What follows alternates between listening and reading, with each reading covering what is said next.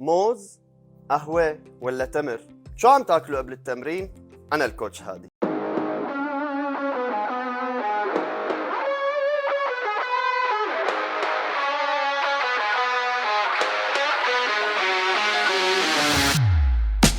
وجبات ما قبل التمرين هو السؤال الأكثر رواجاً بعالمنا، عالم كمال الأجسام.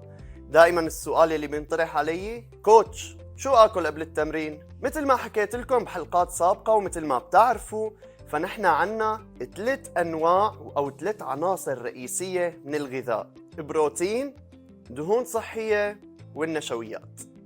فأي لازم اختار من هال3 عناصر لحتى تكون وجبتي تبع قبل التمرين مثالية. الاعتقاد الشائع أنه قبل التمرين خذ مادة سكرية مثل تمر أو فواكه أو عسل، ولكن هذا الاعتقاد خاطئ، لأنه لما بدي أخذ مادة سكرية فوتها على جسمي فرح يرتفع معدل السكر بسرعة بجسمي، ولكن هبوطه حيكون أيضاً سريع. وأنا هذا الشيء ما بدي إياه يصير معي أثناء التمرين، لأنه بتكون بكامل نشاطك بأول التمرين، أنت وبنص التمرين فجأة بتروح الباور تبعك وبتخلص، بتكون مثل النار وفجأة زيرو باور.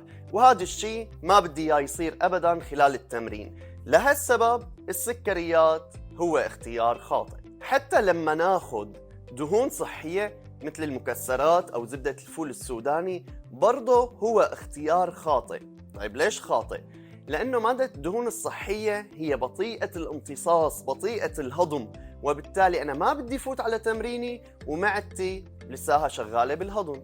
الخيار الأحسن بشوي صغيرة من السكريات والدهون الصحية هو النشويات مثل بطاطا مسلوقة أو رز، ولكن ما هو الخيار الأمثل؟ لأنه برضو امتصاصه بطيء، أسرع من السكريات بشوي، ولكن لساها بمجال البطء بالامتصاص، وبالتالي برضو كمان رح ترفع السكر بالجسم. فالخيار الأنسب والأمثل لوجبة ما قبل التمرين هو إنك تاخد وجبة معتدلة كافية العناصر الغذائية جميعاً، فيها كارب وبروتين، ولكن قبل ساعة ونص من تمرينك، مثلا رز ودجاج. لأن لما فوت البروتين مع الكارب رح يصير الامتصاص أبطأ ورح تعطيني طاقة. فأصدقائي دائما خدوها قاعدة: لما فوت بروتين مع الكربوهيدرات رح يصير الامتصاص أفضل، وبالتالي رح تعطيني طاقة أكبر. فاتفقنا؟